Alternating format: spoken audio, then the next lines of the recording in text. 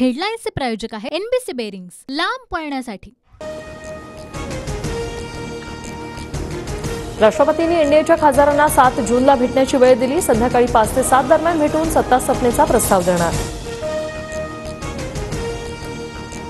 एनडीएचा नेता म्हणून पंतप्रधान नरेंद्र मोदींची निवड। नरेंद्र मोदींच्या नेतृत्वावर विश्वास। मोदींच्या निवडीच्या प्रस्तावावर 21 नेत्यांच्या सह्या। नरेंद्र मोदींचा पंतप्रधान पदाचा राजीनामा राष्ट्रपतींनी स्वीकारला। राष्ट्रपती मुर्मूंनी 17वी लोकसभा भंग केली। सरकार स्थापनेपर्यंत मोदी काळजीवाहू पंतप्रधान म्हणून कार्यभार सांभाळणार। मोदी सरकारचा 8 जूनला शपथविधी। नरेंद्र मोदी तिसऱ्यांदा पंतप्रधान पदाची शपथ घेणार। सूत्रांची माहिती। राष्ट्रपती भवनात शपथविधी सोहळ्यासाठी तयारीही सुरू। इंडिया आघाडी विरोधात बसणार। सरकार स्थापनेचा कोणताही प्रयत्न होणार नाही। मोदींनी धोरणात्मक विरोध मोदींना ते करणार। काँग्रेस अध्यक्ष मल्लिकार्जुन खरगेंची माहिती।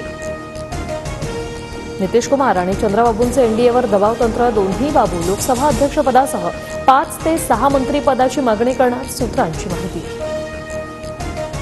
एनडीएचं सरकार चालणार नाही। एकत्र निवडणुका लढल्यामुळे नितीश कुमार आणि चंद्रबाबूंचं समर्थन पत्र। चंद्रबाबू आणि नितीश बाबूंना देश ओळखतो। मोदींना कितपत सहन करतात ते बघू। राऊतांचा खोच अकटवला। कुणाला संपर्क करण्याबाबत अद्याप चर्चा नाही। चर्चा नसताना कुणाचं नाव का घेऊ? नितीश कुमारांच्या प्रश्नावर शरद पवारांचं उत्तर।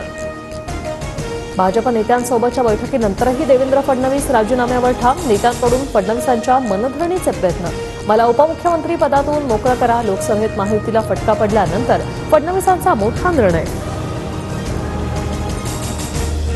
उपमुख्यमंत्री देवेंद्र फडणवीसांना मुख्यमंत्री शिंदेंचा फोन। पराभवाची जबाबदारी सर्वांची। आम्ही पराभवाने खचून जाणारे नाही। मुख्यमंत्री शिंदेंची प्रतिक्रिया। फडणवीस कुठलाही राजीनामा देणार नाही। सरकारमध्ये राहून फडणवीसांनी संघटनेचं काम करण्याची विनंती केली। बावनकुळेंची माहिती। तर पुन्हा महायुतीचं सरकार येण्याचा बावनकुळेंकडून विश्वासही व्यक्त। पक्ष फडणवीस आणि बावनकुळेंवर कारवाईच्या तयारीत। म्हणूनच त्यांचा राजीनाम्याचा निर्णय म्हणजे डिग्निफाईड एक्झिट। सुषमा अंधारेंची टीका। कांदा मराठा आरक्षण संविधानाच्या मुद्द्यावर विरोधकांकडून नरेटिव्ह बनवण्यात आला। जनतेच्या रोषाचा सामना करावा लागला। पराभवाची जबाबदारी स्वीकारत फडणवीसांनी राजीनामा देण्याची तयारी दर्शवली। राज्यात फडणवीसांशिवाय पान हलत नाही म्हणत होते, पण त्यांचं झाडच महाराष्ट्रानं उखडून फेकलं। संजय राऊतांची टीका।